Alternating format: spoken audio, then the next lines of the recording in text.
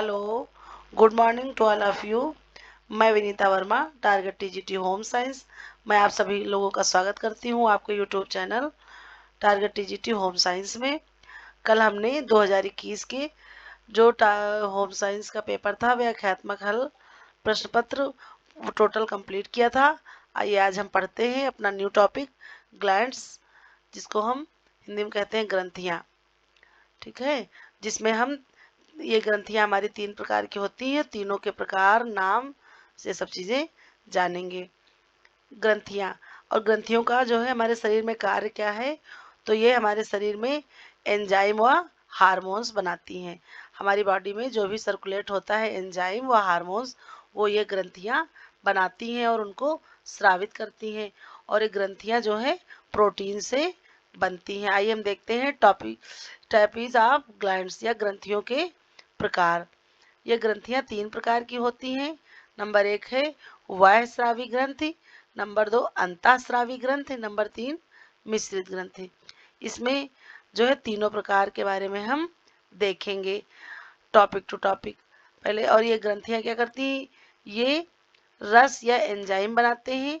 ये ग्रंथियां जो कि पाचन में सहायक है, यानी कि हमारे डाइजेशन सिस्टम में ये बहुत ही इम्पॉर्टेंट है। इनमें नलिकाएं होती हैं, ये ब्लड से टच नहीं होती हैं, यानी कि ये जो एंजाइम होती हैं, ये जो नलिकाएं हैं, इनका जो जो है स्राव बाहर निकलता है वो हमारे ब्लड में या कह सकते हैं रक्त में मिलता नहीं है। और ये कौन कौन सी हैं, देखिए, ये जिसको हम कहते हैं जिगर, यकृत, कलेजा, ये जो है इसको लीवर कहते हैं। और ये पित्त रस बनाती हैं। और यह सबसे बड़ी वह स्रावी ग्रंथि है हमारे शरीर की। या ऐसे में तो कि सबसे बड़ी ग्रंथि कौन सी है, तो सबसे बड़ी ग्रंथि लीवर है। जिगर, यकृत, कलेजा, इन सब नामों से जानते हैं। और कौन सी ग्रंथि है, तो यह सबसे बड़ी वाह स्रावी ग्रंथि है। फिर है लार ग्रंथियां। ये हमारे शरीर में 3 जोड़ी पाई जाती हैं और ये एंजाइम पाए जाते हैं, स्लाइवा, जूस, टाइलिन, लाइसोजाइल एंजाइम, ये सभी हमारे लार में पाए जाते हैं। फिर अगला है अमाशय या स्टमक या पेट, कुछ भी कह सकते हैं। इसमें रेनिन, पेप्सिन एंजाइम पाए जाते हैं, जो कि जो है जठर रस बनाता है। और लार का हमारे पीएच मान कितना होता है, 6.7 होता है। ये हमारे लार का जो है पीएच मान है। फिर आइए हम देखते हैं सबसे पहले अंतःस्रावी ग्रंथियां। ये अंतःस्रावी ग्रंथियां हमारे शरीर में क्या करती हैं, तो ये जो है हमारे शरीर में हार्मोन बनाती हैं, जो कि अभी हमने बताया ऊपर कि रक्त में टच नहीं होती हैं। ये हमारे रक्त में पहुंचाए जाते हैं। ये नलिका विहीन होती हैं और ये खोपड़ी में पाई जाती है पीनियल ग्रंथि। सोना, उठना, ये भी जो भी क्रियाएं हैं वो जो है हमारी ये पीनियल ग्रंथि इसको नियंत्रित करती है, कह सकते हैं कंट्रोल करती है, जिससे कि हम जो है अपनी नित्य क्रियाएं करते हैं। अगली है पीयूष ग्रंथि, इसको प्यूटिटरी ग्लैंड भी कहते हैं। ये हमारे शरीर की सबसे बड़ी जो है अंतःस्रावी ग्रंथि है। सॉरी, सबसे बड़ी नहीं, ये जो है सबसे छोटी ग्रंथि है। सबसे बड़ी जो है अंतःस्रावी ग्रंथि थी हमारी, वह स्रावी ग्रंथि थी लीवर कह सकते हैं, और ये हमारी सबसे छोटी ग्रंथि है। फिर इसी में आती है थायराइड, जो कि थायरॉक्सिन हार्मोन का स्राव करती है और इसी की कमी से हमें घेंघा रोग हो जाता है। और यह सबसे बड़ी अंतःस्रावी ग्रंथि है। और एड्रिनल ग्रंथि है, जो कि जिसको अधिवृक्क भी कहते हैं। फिर है इसी में आता है टेस्टेड और ओवरी। टेस्टेड है जो कि शुक्राणु होता है, जो कि मेल में पाया जाता है। ओवरी या अंडाणु कह सकते हैं, जो कि फीमेल में पाया जाता है। ये सब हमारी जो है कौन सी ग्रंथियां हैं, अंतःस्रावी ग्रंथियों में आता है। फिर आइए हम देखते हैं अब अगली कौन सी है हमारी मिश्रित ग्रंथियां, या कह सकते हैं कि जो अंतःस्रावी और बहिःस्रावी के बीच की ग्रंथियां हैं, जो कि मिश्रित ग्रंथियां कहलाती हैं। ये क्या कहलाते हैं, ये हार्मोन एंजाइम दोनों को जो है बनाती हैं, इसलिए इनको मिश्रित ग्रंथियां कहते हैं। इसमें सबसे पहले आता है हमारा पेनक्रियाज। या इसको कह सकते हैं अग्नाशय। ये जो है जूस बनाता है जिसको बाइल जूस कहते हैं, जिसे पेनक्रियाटिक भी कहते हैं। इसमें अल्फा बीटा गामा कोशिकाएं पाई जाती हैं, जो कि बीटा जो है कोशिका कह सकते हैं, या बीटा सेल जो होता है उससे इंसुलिन स्रावित होता है, जो कि मानव शरीर की सबसे बड़ी मिश्रित ग्रंथि है। कौन सी? ये हमारी पेनक्रियाज कह सकते हैं, या अग्नाशय। ये बहुत इंपॉर्टेंट भी है आपका कि अग्नाशय या पेनक्रियाज मानव शरीर की सबसे बड़ी मिश्रित ग्रंथि है, और इसमें 3 सेल्स पाई जाती हैं, अल्फा बीटा व गामा, जिससे बीटा से इंसुलिन स्रावित होता है, और इसी के कमी से हमारे शरीर में डायबिटीज रोग हो जाता है। तो अगर अग्नाशय या पेनक्रियाज अपना सही से कार्य नहीं करता है तो फिर इंसुलिन की सही रूप में श्रावण नहीं होता है, तो जिससे हमारे रक्त में या ब्लड में कह सकते हैं शुगर की मात्रा बढ़ जाती है, और यह मानव शरीर की सबसे बड़ी मिश्रित ग्रंथि है। फिर देखते हैं आइए अंतःस्रावी ग्रंथियां। अंतःस्रावी ग्रंथियों में क्या क्या आता है? नंबर 1 है पीनियल ग्रंथि, जो कि हमारी खोपड़ी में या मस्तिष्क में पाई जाती है, जिसको जैविक घड़ी के रूप में हम जानते हैं। और ये जो पीनियल ग्रंथि है जो कि मस्तिष्क में पाई जाती है, ये मेलेटोनिन हार्मोन का स्रावण करती है। हम ध्यान से इसको फिर से रिवाइज कर लेंगे। पीनियल ग्रंथि जो कि मस्तिष्क में पाई जाती है, जिसको जैविक घड़ी का नाम भी दिया जाता है, ये जो है मेलेटोनिन हार्मोन का स्रावण करता है। फिर है, ये देखते हैं नेक्स्ट है हमारी पीयूष ग्रंथि, ये जिसको हम पिट्यूटरी ग्रंथि भी कहते हैं, और यह खोपड़ी में पाई जाती है, जिसको मास्टर ग्रंथि भी कहते हैं। और ये पीयूष ग्रंथि जो इसमें हाइपोथैलेमस ग्रंथि को छोड़कर पीयूष ग्रंथि के हार्मोन को नियंत्रण करता है। और ये हार्मोन कौन सा होता है? ग्रोथ हार्मोन या वृद्धि हार्मोन के नाम से उसको हम जानते हैं, जो कि हाइपोथैलेमस ग्रंथि को छोड़ करके नियंत्रित करता है। और जो पीयूष ग्रंथि से निकलने वाला जो स्राव है, वो क्या कहलाता है, या हार्मोन क्या कहलाता है? ग्रोथ हार्मोन, यानी कि वो व्यक्ति के बढ़ने में और उसकी वृद्धि करने में सहायक होता है। इसकी और जो ये हार्मोन्स है, इसकी कमी से क्या हो जाता है? तो इसकी कमी से बौनापन हो जाता है, और अधिकता होती है तो महाकाय, यानी कि हमारा शरीर स्थूल काय हो जाता है, बड़ा वो जो मोटापा होता है थुलथुल वाला, वो मोटापा हो जाता है इसकी अधिकता से, और इसकी कमी से बौनापन पाया जाता है। फिर है नेक्स्ट, इसमें हमारे आता है प्रोलैक्टिन हार्मोन। ये प्रोलैक्टिन हार्मोन को भी स्रावित करता है, जो कि दूध को का निर्माण करती है, या फीमेल में कह सकते हैं प्रोलैक्टिन हार्मोन फीमेल हार्मोन है, जो कि दुग्ध स्रावी ग्रंथियां बनाता है। फिर नेक्स्ट है अगला थायराइड स्टिमुलेटिन हार्मोन। ये हार्मोन हमारा यूरेटिक हार्मोन है, जो कि मूत्र छानने की क्रिया नेफ्रॉन में करता है, जो कि खराब रक्त को छन छन करके बाहर निकालता है। फिर इसी में आता है नेक्स्ट हमारा ऑक्सीटॉक्सिन हार्मोन। ये ऑक्सीटॉक्सिन हार्मोन क्या है? ये स्त्रियों में प्रसव पीड़ा को उत्पन्न करता है, जिसको हम बर्थ हार्मोन के नाम से भी जानते हैं।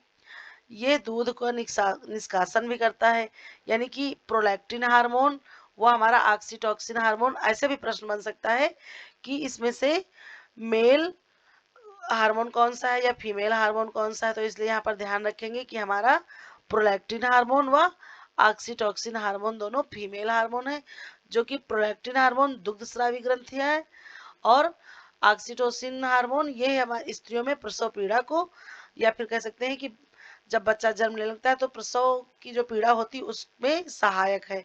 इस प्रो जो है हार्मोन की वजह से हम स्त्रियों के अंदर प्रसव पीड़ा तीव्र हो जाती है, जिससे कि उनको बहुत ही रिलैक्स मिलता है, और इसको बर्थ हार्मोन के नाम से भी जानते हैं। और ये हार्मोन दूध को भी निष्कासित करता है, या दुग्ध स्रावी ग्रंथियों को भी जो है एक्टिव करता है, कह सकते हैं।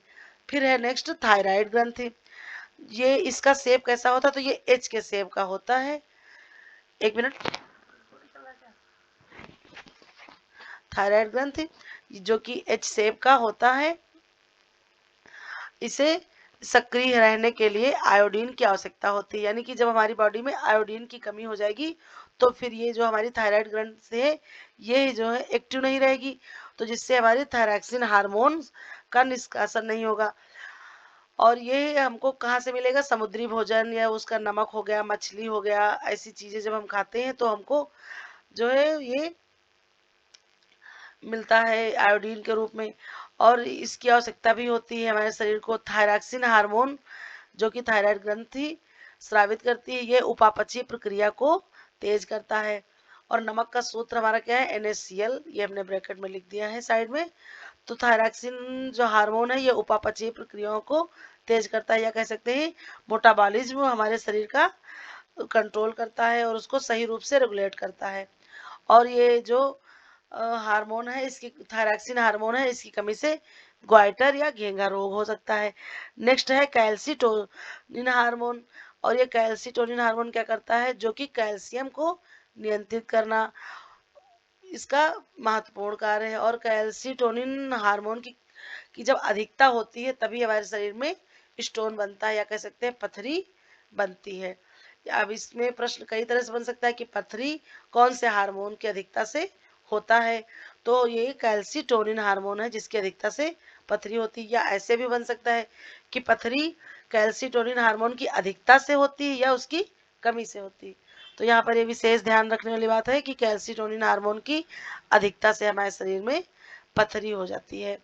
फिर नेक्स्ट है हमारी पैराथायराइड ग्रंथि, जिसको परा आउटो ग्रंथि भी कहते हैं। और ये हमारे गले में होती है। और ये पैराथायराइड कैल्शियम नियंत्रित करती है। पैराथायराइड ग्रंथि से जो हार्मोन निकलता है वो हमारी पैराथायराइड कैल्शियम नियंत्रित करने का कार्य करता है। फिर नेक्स्ट है थाइमस ग्रंथि, जो कि फेफड़ों के पास या हमारी छाती में पाई जाती है। जवानी में इस मतलब कि ये हमारी जन्म के साथ ग्रंथ नहीं होती है। जब वो व्यक्ति जो है जवान हो जाता है, कह सकते हैं कि युवा अवस्था में पहुंचता है, तब इस ग्रंथि का हमारे शरीर में निर्माण होता है। और बुढ़ापा आते वक्त या कह सकते हैं वृद्धावस्था तक की ये जो ग्रंथि है ये समाप्त होने लगती है। फिर है देखते हैं मिश्रित ग्रंथि में क्या क्या आता है। सॉरी, अभी हमने पढ़ा था अग्नाशय या पैनक्रियाज। ये लैंगरहंस जो वैज्ञानिक थे उन्होंने इसकी खोज की थी, इसलिए इसका नाम पड़ गया लैंगरहंस की कोशिकाएं। और यह 3 प्रकार का है, अल्फा, बीटा और गामा। अल्फा में ग्लूकान हार्मोन, जो कि पूछा नहीं जाता है हमारी परीक्षा में। और हमारी परीक्षा की दृष्टि से क्या इंपॉर्टेंट है? सबसे ज्यादा इंपॉर्टेंट है बीटा, जो कि इंसुलिन का श्रवण करता है, जिसकी खोज भी फ्रेडरिक बैंथिन ने की थी। या इंसुलिन की खोज किसने की थी? तो फ्रेडरिक बैंथिन ने खोज की थी। गामा से हमारा सोमैटोस्टेटिन हार्मोन निकलता है, जो कि ग्लूकोज लेवल को नियंत्रित करता है। अधिक ग्लूकोज जब हो जाता है तो ये हमारे लीवर, या कह सकते हैं ये हार्मोन हमारे लीवर या यकृत में एकत्रित हो जाता है। जब हम ज्यादा मात्रा में कह सकते हैं कार्बोहाइड्रेट को ग्रहण कर लेते हैं तो यह धीरे धीरे हमारे लीवर में जो है एकत्रित होने लगता है। और इसे ग्लाइकोजन भी कहते हैं। और इस जब हमारे शरीर में कार्बोहाइड्रेट की कमी होती तो यही ग्लूकाइजन धीरे धीरे फिर से ग्लूकोज में बदलता है, या हमारे शरीर की कार्बोहाइड्रेट की कमी को पूरा करता है, जिसको ग्लाइकोलाइसिस प्रक्रिया भी कहते हैं। और यह नींद की कमी के कारण होता है। तो जो है जो ये शरीर में के हमारे यकृत में कार्बोहाइड्रेट का एकत्रित होना ग्लाइकोजन क्या कहलाता है? ग्लाइकोलाइसिस प्रक्रिया कहलाता है। नींद की कमी के कारण इंसुलिन नहीं बनता है, जो कि ग्लूकोज में यकृत को जमा करता है, तो ग्लूकोज रक्त में बढ़ जाता है और मधुमेह रोग हो जाता है। फिर आइए हम देखते हैं इसी के साथ कुछ रोग पढ़ लेते हैं जो कि आपकी परीक्षा की दृष्टि से अत्यंत महत्वपूर्ण है। एक आध प्रश्न तो परीक्षा में 110% पूछा ही जाता है। तो आइए हम देखते हैं कुछ रोग के बारे में जो कि अधिकतर गलत हो जाते हैं, तो हम इसको देखेंगे कुछ ट्रिक के माध्यम से। रोग सबसे पहले हम जानते हैं ये डिजीज जो है कितने प्रकार के होते हैं। तो ये हमारे कुछ होते हैं अनुवांशिक होते हैं, बाय बर्थ जो हमको मिल जाते हैं। फिर है कुछ होते हैं जो अर्जित होते हैं। तो जो अनुवांशिक या कह सकते हैं बाय बर्थ है वो तो होते ही हैं, और अर्जित में भी 2 प्रकार के होते हैं। कुछ होते हैं संक्रामक और असंक्रामक। फिर जो है देखते हैं संक्रामक में, आइए हम देख लेते हैं कि कौन कौन से हमारे रोग आते हैं। या किसके द्वारा? जो संक्रामक जो होते हैं वो हमारे बैक्टीरिया, वायरस, प्रोटोजोआ और फंगस के द्वारा फैलते हैं। बैक्टीरिया मतलब जीवाणु से, वायरस विषाणु से, प्रोटोजोआ और फंगस यानी कि कवक, इनके द्वारा ये जो है संक्रामक रोग फैलते हैं। और संक्रामक जो होते हैं यानी कि कह सकते, और संक्रामक और असंक्रामक का अंतर ये है, संक्रामक रोग उनको कहते हैं जो किसी एक व्यक्ति के माध्यम से अन्य व्यक्ति के तक पहुंच जाते हैं। खांसने, थूकने, छींकने, इसके द्वारा जो पहुंच जाते हैं वो संक्रामक रोग होते हैं। या वायु के द्वारा भी फैलते हैं, किसी अन्य का अन्य के तक पहुंच जाना, वो रोग संक्रामक होते हैं। और संक्रामक होते हैं जो कि मतलब वो एक दूसरे से नहीं फैलते हैं, उनको छूने से या किसी प्रकार के एक से दूसरे के नहीं पहुंच पाते, वह संक्रामक रोग होते हैं। जैसे कि आपका कैंसर हो गया, जिसको कर्क रोग भी कहते हैं, डायबिटीज हो गई, विटामिन की कमी से जो रोग होते हैं वो एक दूसरे की कमी, एक दूसरे में संचरित वो नहीं होते हैं, जिनको संचारी रोग कहते हैं। संक्रामक को संचारी रोग भी कहते हैं। तो आइए हम देखते हैं सबसे पहले हमारे जो कि हमारे कौन से रोग हैं? अनुवांशिक रोग, जो कि हमको बाय बर्थ मिलते हैं, जिसमें सबसे पहले आता है आपका कलर ब्लाइंडनेस, या इसको वर्णांधता भी रोग भी कह सकते हैं, जो कि रंग की हीनता को जो है दर्शाता है। और एक कलर ब्लाइंडनेस बहुत ही खतरनाक रोग है। इसमें व्यक्ति लाल व हरे में अंतर नहीं पहचान पाता है, लाल और हरा दोनों उसको एक समान दिखते हैं। फिर है नेक्स्ट हीमोफीलिया, या कह सकते हैं इसको शाही रोग भी कहते हैं। हीमोफीलिया में क्या होता है? रक्त का थक्का नहीं जमता है, जो कि एक एनीमिया का ही प्रकार है। आरबीसी या हाशिया रोग हाशिया के कट जाने से होता है। तो इसमें रक्त का थक्का नहीं जमता है। तो अगर कहीं, ये बहुत ही खतरनाक रोग है, अगर मान लीजिए कट जाना या कहीं किसी प्रकार से अगर ब्लडिंग होने लगी, तो अगर रक्त का थक्का नहीं जमेगा तो व्यक्ति बहुत ही जल्दी उसके शरीर का ब्लड निकल जाएगा। इसलिए ये हीमोफीलिया रोग बहुत खतरनाक रोग है, इसलिए इसको शाही रोग भी कहते हैं। फिर है आरबीसी या हंसिया कट जाना, फिर है सिंड्रोम रोग। ये सारे रोग हमारे किस में आते हैं? तो ये सारे हमारे अनुवांशिक रोग में आते हैं। फिर आइए हम पढ़ेंगे संक्रामक में सबसे पहले बैक्टीरिया या जीवाणु से होने वाले रोग। इस ट्रिक के माध्यम से हम बना लेंगे तो फिर कंफ्यूज नहीं होंगे। बैक्टीरिया या जीवाणु से होने वाले रोग कौन कौन से हैं वो आइए हम देखते हैं। इसकी ट्रिक है पंडित का टीका न्यू है टीबी। तो इस तरह से हम पहचान लेंगे कि ये बैक्टीरिया से होने वाले हैं। तो इसमें क्या आता है? सबसे पहले पा से हो जाएगा आपका प्लेग, डा से हो जाएगा डिप्थीरिया, ता से हो जाएगा तपेदिक, का से हो जाएगा आपका काली खांसी, फिर टीका में टा से हो जाएगा टिटनेस। इस तरह से न्यूज में आपका हो जाएगा निमोनिया, है से हैजा। ये सारे आपके बैक्टीरिया से फैलने वाले रोग हैं। और टीबी तो पूरा पूरा दिया हुआ ही है। तो ये टीबी आपका, ये इतने सारे जो है रोग बैक्टीरिया से होने वाले हैं। काली खांसी में बैसिलस पर्टुसिस, ये सारी ये बैक्टीरिया हैं जो कि वायु के द्वारा फैलते हैं और ये फेफड़ों को प्रभावित करते हैं। और ये जो टिटनेस है, ये लागजा, ये जबड़े का रोग हो जाता है, जिसमें बंदर रोग भी कहते हैं, जो गले को प्रभावित करता है। बंद रोग हो जाता है जो कि धन रोग या धूल में होता है, धूल के द्वारा हमारे शरीर के अंदर फैलने लगता है। फिर है नेक्स्ट डिप्थीरिया। इसमें जो है कोरिनो बैक्टीरियम, ये जो कि बच्चों में होता है। डीपीटी ट्रिपल वैक्सीन बच्चों में लगाई जाती है। फिर टिटनेस, इसमें क्या होता है? 3 परटूटिशियस भी कहते हैं, इसमें भी डीपीटी का लगाया जाता है। काली खांसी, ये इस तरह से 3 रोग हैं, तीनों रोगों में ट्रिपल वैक्सीन लगाई जाती है। फिर है आपका तपेदिक, टाइफाइड, मियादी बुखार, साल्मोनेला टाइफी बैक्टीरिया। इसमें जो है दूषित जल द्वारा ये रोग फैलते हैं, जो कि हमारी छोटी आंत को या जेजुनम को प्रभावित करते हैं। फिर है कुष्ठ रोग, माइक्रोबैक्टीरियम, ये हमारी तंत्रिका तंत्र को या कह सकते हैं नर्वस सिस्टम को प्रभावित करते हैं। फिर निमोनिया फेफड़े को प्रभावित करती है, जो कि सांस में दिक्कत होती है। फिर है हैजा, जो कि दूषित जल व मक्खी द्वारा या दूषित जल के द्वारा फैलता है। इसका नाम, इसके बैक्टीरिया का क्या है? विब्रियो कालरा इसका नाम है। फिर टीबी, ये टीबी माइक्रोबैक्टीरियम ट्यूबरकुलोसिस, इसका ये जो है बैक्टीरिया का नाम है। और यह हवा के द्वारा, खांसी बुखार हवा के द्वारा फैल जाता है। इसमें क्या होता है? हमारी खांसी बुखार लगभग 2 हफ्ते तक रहता है, फेफड़ों को प्रभावित करता है। इसके लिए बीसीजी का टीका लगवाया जाता है। शिशु के जन्म के बाद सबसे पहले बीसीजी का टीका लगाते हैं। फिर आइए हम देखते हैं वायरस डिजीज या कह सकते हैं विषाणु जनित रोग या विषाणुओं के द्वारा फैलने वाले रोग। इसमें है सबसे पहले आता है हमारा एड्स HIV वायरस। इसके लिए एलाइसा टेस्ट कराते हैं। इसका संस्थान पुणे में है। और एड्स जो है हमारा 1 दिसंबर को एड्स दिवस मनाया जाता है। फिर है DNA। ये मनुष्य में रोग हो जाते हैं जिसमें टोक्रोमा रोग हो जाता है। ये आंखों को प्रभावित करता है। ये DNA के द्वारा होता है। फिर RNA, ये पेड़ पौधों के रोग हैं। फिर आइए हम देखते हैं प्रोटोजोआ से होने वाली बीमारियां और ये एक कोशिकीय होते हैं। प्रोटोजोआ से होने वाले रोग, इसका है हमारा ट्रिक है पे काम सोप। बहुत ही आसान सी ट्रिक है।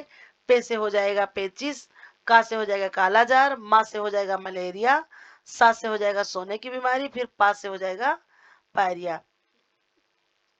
इस प्रकार से ये मलेरिया जवान मादा मच्छर जो है के काटने से होता है। सिनकोना की छाल से या जिसको कुनैन कहते हैं उससे इसकी दवा बनाई जाती है। 80% सिनकोना इंडोनेशिया या जावा द्वीप पर पाया जाता है। रोनाल्ड रॉस ने इसकी दवाई बनाई थी। ये हमारा जो है कौन सा रोग है, तो ये प्रोटोजोआ से फैलने वाला रोग है।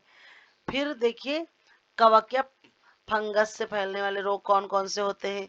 इसका है एदाद, खाज कह सकते हैं, ऐसे हो जाएगा एजाइका, एंजिका, फिर दांत से हो जाएगा दाद, फिर दांत से हो जाएगा दमा, फिर खाज से हो जाएगा खाज, फिर गा से हो जाएगा गंजापन। ये हमारे सारे जो है कवक से फैलने वाले रोग हैं। ऐसे हो जाएगा एजिका, एथलीट फुट रोग।